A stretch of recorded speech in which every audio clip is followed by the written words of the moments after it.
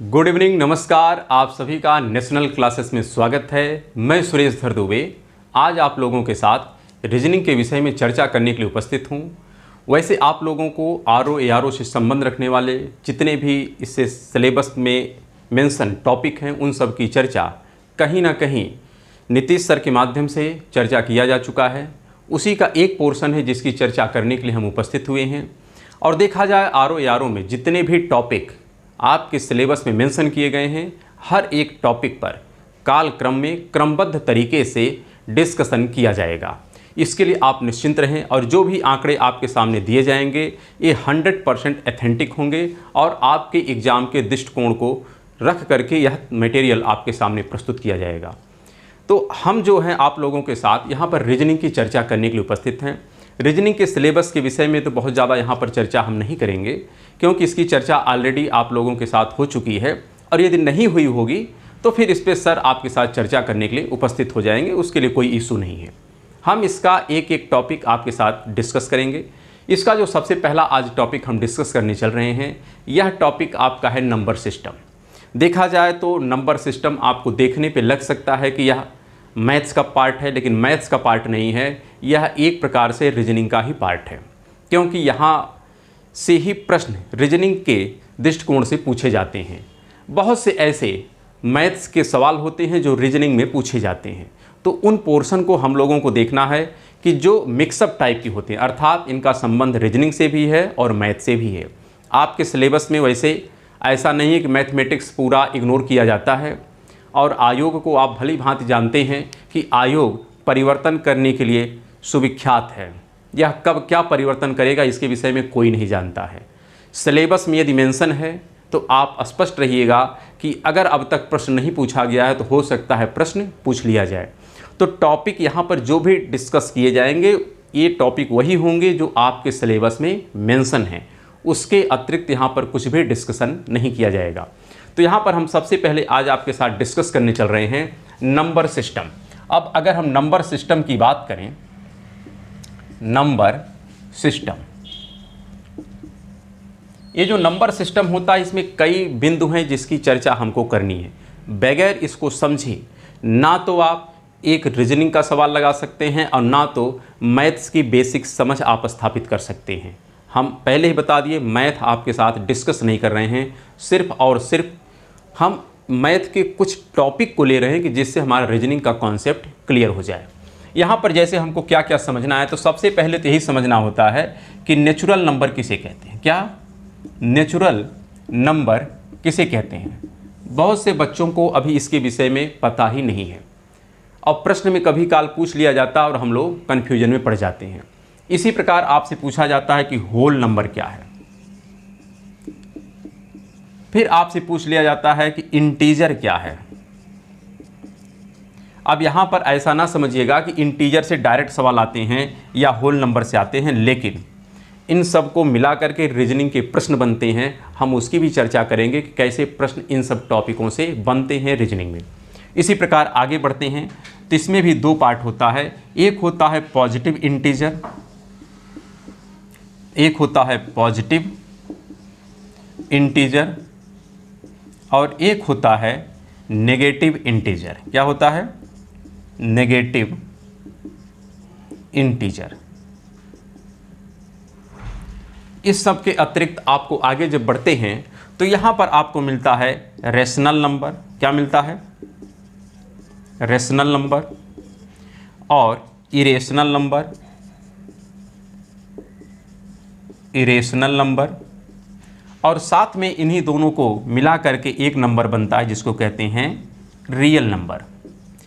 ये आप चाहे मान लो कि मैथ है या मान लो कि आपको यह बेसिक समझ होनी चाहिए, सिर्फ इतने मैथमेटिकल पैरामीटर का हम इस्तेमाल करेंगे जिसके आधार पर हमारे रीजनिंग के जो कॉन्सेप्ट हैं ये 100% क्लियर हो जाएंगे। यहाँ पर इसके अतिरिक्त कुछ पॉइंट और है जिसकी चर्चा हम करेंगे। एक पॉइंट और है जिसको हम कह सकते हैं, यहाँ पर लिख देते हैं, यहाँ पर होता है भाज्य संख्या। क्या? भाज्य संख्या, अभाज्य संख्या। साथ में हम कहते हैं कि प्राइम नंबर किसे कहते हैं और को प्राइम यहाँ पर अभाज्य को ही हम कहते हैं प्राइम नंबर। क्या कहते हैं? इसको कहते हैं प्राइम नंबर। इसी प्रकार होता है को प्राइम। तो अभाज्य या प्राइम, साथ में हम डिस्कस करेंगे को प्राइम। और इसके अतिरिक्त हमको समझना है सम किसे कहते हैं और विषम किसे कहते हैं। है तो बहुत छोटे छोटे तथ्य। यह जो तथ्य हम आपके साथ डिस्कस करने चल रहे हैं, यकीन करिएगा यह आपको 5, 6, 7, 8 के क्लास में पढ़ा दिए गए हैं, प्रारंभ में ही पढ़ाए जाते हैं। लेकिन हम लोग थोड़ा डरते हैं, जो विषय वस्तु हमको समझ में नहीं आती हम लोग उससे डरते हैं और हटने का प्रयास करते हैं। लेकिन यह विषय वस्तु ऐसी है कि जब तक आप अपने लक्ष्य को प्राप्त नहीं कर लेंगे, यह आपका पीछा छोड़ने वाला नहीं है। तो आपको इन सभी तथ्यों के विषय में एक बेसिक समझ स्थापित करनी है। इतना डिस्कशन करने के पश्चात हम लोग जो डिस्कशन करेंगे उसमें बहुत से रीजनिंग के टॉपिक हैं, जिसमें हम ब्लड रिलेशन की बात करते हैं, डायरेक्शन की बात करते हैं, कैलेंडर की बात करते हैं, फिर उसी में हम लोग घड़ी का बात करते हैं। बहुत से ऐसे छोटे छोटे तथ्य हैं, कोडिंग, डिकोडिंग। तो इन सभी विषय वस्तुओं की हम चर्चा काल क्रम में आपके साथ डिस्कस करते चलेंगे। लेकिन पहले यह डिस्कशन करना आवश्यक है, क्योंकि बगैर इसको समझे आप ना तो रीजनिंग के प्रश्न को हल कर पाएंगे और ना तो आप अगर मैथ छोटा मोटा आ भी गया तो आप उसे भी हल नहीं कर पाएंगे। इसलिए हम एक एक तथ्य को आपके सामने डिस्कस कर रहे हैं और इसको बेहतर तरीके से आप लिखते चलें। यकीन करिएगा कि एक छोटे टाइम पीरियड में, एक छोटे से कह सकते हैं प्रयास से, आप बहुत बड़ा अचीवमेंट यहाँ पे प्राप्त कर सकते हैं। इसलिए आप पूरी तरीके से आश्वस्त रहें और विश्वास करें कि यहाँ से जो भी डिस्कस किया जाएगा इस प्लेटफॉर्म से, वह 100% आपके एग्ज़ाम को ध्यान में रख करके ही डिस्कस किया जाएगा। तो यहाँ पर सबसे पहला तो हमको यही डिस्कशन करना है कि हम लोग नेचुरल नंबर किसे कहते हैं। नेचुरल नंबर को ही इंग्लिश में कहते हैं प्राकृतिक संख्या। क्या कहते हैं? प्राकृतिक संख्या। वैसे प्रत्येक बच्चा जानता होगा, नहीं जानता है तो कोई चिंता का भी विषय नहीं है, क्योंकि बचपन से ही बहुत सी चीज़ें ऐसी हैं जो हम लोग जानते नहीं हैं, लेकिन कोई बताता है तो हम लोग उसे समझ लेते हैं। तो यहाँ पर भी अगर नहीं पता है तो भी स्वागत है, और पता है तो बहुत अच्छी बात है। और देखते हैं कि प्राकृतिक संख्या हम लोग किसे कहते हैं। प्राकृतिक संख्या बहुत सिंपल होती है और इसकी शुरुआत 1 से होती है। कहाँ से होती है? 1 से होती है। 1, 2, 3, 4, 5, 6, 7, फिर 8, 9। ये जो नंबर हैं इसको कहते हैं प्राकृतिक संख्या। बहुत छोटी बात यहाँ पर बताई गई। आपको लग रहा होगा कि इसकी क्या आवश्यकता है, लेकिन यकीन करिएगा जैसे जैसे हम आगे बढ़ेंगे इन सब तथ्यों की ज़रूरत आपको पड़ेगी। बगैर इसको समझे आप प्रश्न को हल नहीं कर पाएंगे। तो यहाँ पर सबसे पहला जानकारी यही होनी चाहिए कि हम प्राकृतिक संख्या किसे कहते हैं, नेचुरल नंबर किसे कहते हैं। इसके पश्चात हम दूसरे नंबर पर आते हैं। दूसरा जो नंबर है जिसको कहते हैं होल नंबर। क्या कहते हैं? Whole number. होल नंबर में बस डिफरेंस क्या है कि 0 इसमें ऐड हो जाएगा। क्या हो जाएगा? 0 ऐड हो जाएगा। जब नेचुरल नंबर के साथ 0 ऐड हो जाता है तो इसे हम कहते हैं होल नंबर। क्या कहते हैं? Whole number. अर्थात आपका 0 से शुरू होगा, 5, 6, 7, 8, 9, यहाँ तक का जो क्रम है इसको हम कहते हैं होल नंबर। और इसी आधार पर कहीं ना कहीं कंप्यूटर साइंस में आप लोगों को एक टर्म मिलता है जिसको हम कहते हैं बाइनरी और डेसिमल। बाइनरी और डेसिमल कुछ नहीं है। जो डेसिमल है वह डेसिमल में यही 10 डिजिट होते हैं। इसी 10 डिजिट का हम लोग प्रयोग करते हैं और ये 10 डिजिट जो है यही होल नंबर है। अर्थात हम लोग पूरे मैथमेटिक्स, पूरे अंकगणित या जितना व्यवहारिक जगत में हमारा प्रयोग होने वाला अंक है यह होल नंबर है, ना कि नेचुरल नंबर है। नेचुरल नंबर अधूरा होता है, लेकिन होल नंबर पूर्ण नंबर होता है, क्योंकि इसी से हम अपनी सारी व्यवहारिक गतिविधियों को संपन्न करते हैं। तो इसलिए यह नंबर बड़ा होता है, यह नंबर छोटा होता। आपसे ये भी प्रश्न पूछा जाता है कि कौन सा नंबर बड़ा है, होल नंबर या नेचुरल नंबर। तो खैर ये दो बातें बहुत छोटी हैं जो आपको स्पष्ट होना चाहिए, और हमें यकीन है कि आपको स्पष्ट भी हो गया होगा। अब इसी के थोड़ा सा और आगे हम बढ़ते हैं।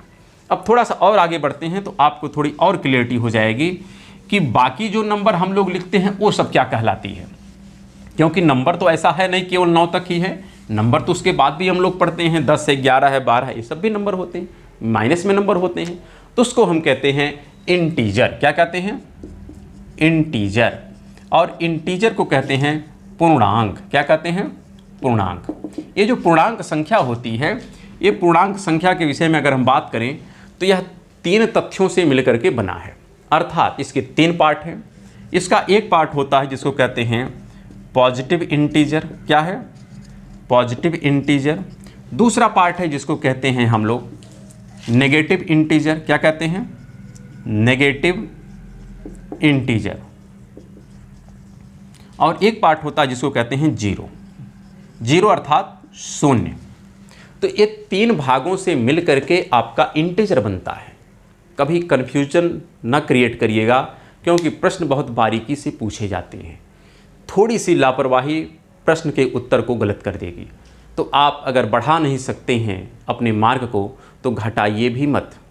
पढ़ने का कॉन्सेप्ट यही होता है कि कम से कम आपका सब कॉन्शियस माइंड इतना अलर्ट अवश्य रहे कि गलत आप ना करें, सही ना करें। कोई विषय वस्तु यह चिंता वाली नहीं है, लेकिन आप गलत कर दें यह बहुत चिंता का विषय है। तो गलत ना हो, इसके लिए आपको अलर्ट रहना है, और इसी के लिए आपको यह वीडियो लगातार देखते रहना है, क्योंकि आपको गलतियों से सिर्फ बचाने का यहाँ पर उद्देश्य है।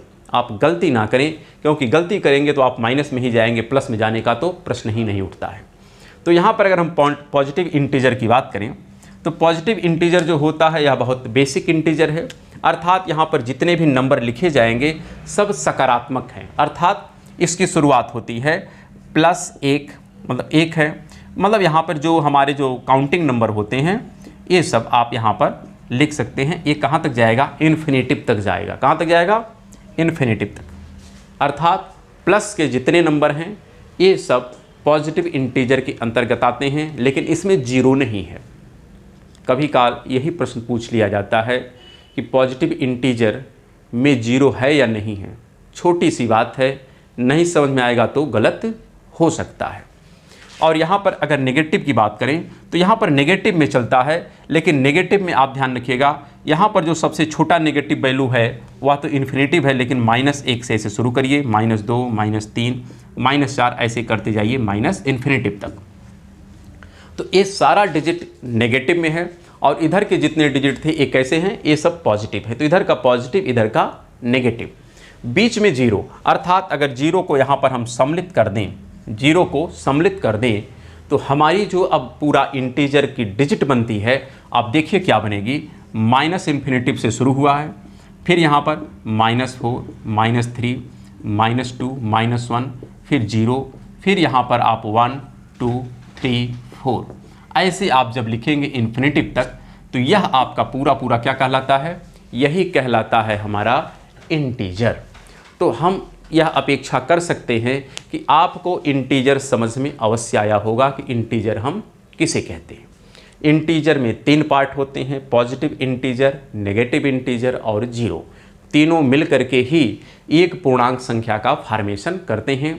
लेकिन आपको स्पष्ट रहना है कि पॉजिटिव की शुरुआत कहाँ से होती है, नेगेटिव की शुरुआत कहाँ से होती है, और जीरो का क्या महत्व है। इन सबको मिला करके ही हमारा व्यवहारिक जगत जो है यह कार्य करता है। तो व्यवहारिक जगत में हम लोग जितनी भी संख्याएं हैं लगभग इंटीजर के रूप में ही प्रयोग करते हैं, लेकिन इसमें थोड़ा सा और आगे हम बढ़ते हैं और यहाँ पर 2 बिंदु और है, उसकी भी चर्चा यहाँ पर होनी चाहिए। ये बिंदु क्या है? यहाँ पर एक बिंदु है जिसको कहते हैं रेशनल नंबर, और एक है जिसको कहते हैं इरेशनल नंबर। साथ में यहाँ पर आपको मिलता है एक रियल नंबर, उसकी भी जानकारी हमको होनी चाहिए। तो सबसे पहले तो ये समझते हैं कि रेशनल नंबर हम किसे कहते हैं। रेशनल नंबर,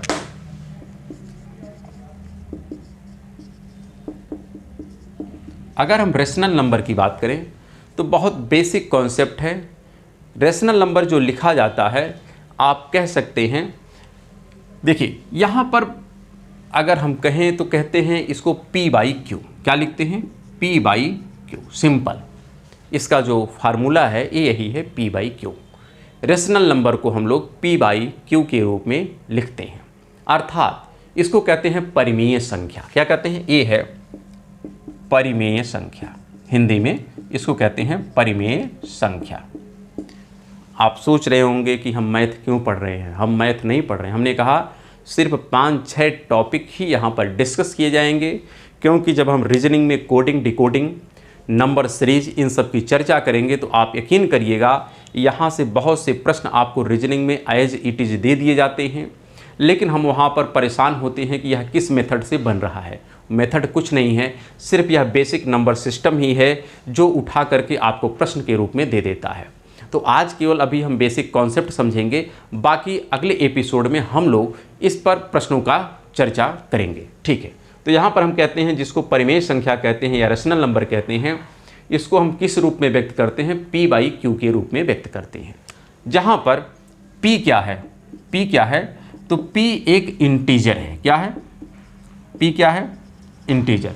या हम कह सकते हैं P एंड Q, दोनों के बारे में लिख सकते हैं। P एंड Q ऐसा लिखिए, P and Q are integer number. क्या है? इंटीजर। अर्थात यहाँ पर P भी इंटीजर है, Q भी इंटीजर है। अब आपको हो गई ना दिक्कत, अगर इंटीजर नहीं पता होता तो आप P Q के विषय में कुछ नहीं बता सकते, लेकिन इंटीजर अभी अभी हमने डिस्कस किया है कि इंटीजर नेगेटिव इन्फिनेटिव से लेकर के पॉजिटिव इन्फिनेटिव तक के जो जितने भी नंबर हैं सब इंटीजर ही कहलाते हैं। लेकिन यहाँ पर Q के विषय में आपको एक विषय समझना है, लेकिन आपको यहाँ पर लिख देते हैं, लेकिन Q is not equal to 0। यह होता है आपका रेशनल नंबर। रेशनल नंबर को हम किस रूप में व्यक्त करते हैं? P/Q के रूप में। अर्थात कोई भी संख्या जब P/Q के रूप में लिखी जा सकती है तो उसको हम कहते हैं रेशनल नंबर। लेकिन ध्यान रखना है कि P और Q क्या होने चाहिए? एक इंटीजर होना चाहिए, लेकिन Q का मान कभी 0 नहीं होना चाहिए। क्यों? अगर Q का मान आप 0 कर देंगे तो ऊपर कुछ भी संख्या हो, अगर नीचे का वैल्यू 0 हो गई तो यह जो आपको रिजल्ट मिलता है यह इन्फिनेटिव मिल जाता है। क्या मिल जाता है? इन्फिनेटिव मिल जाता है, इसलिए वह गलत हो जाता है।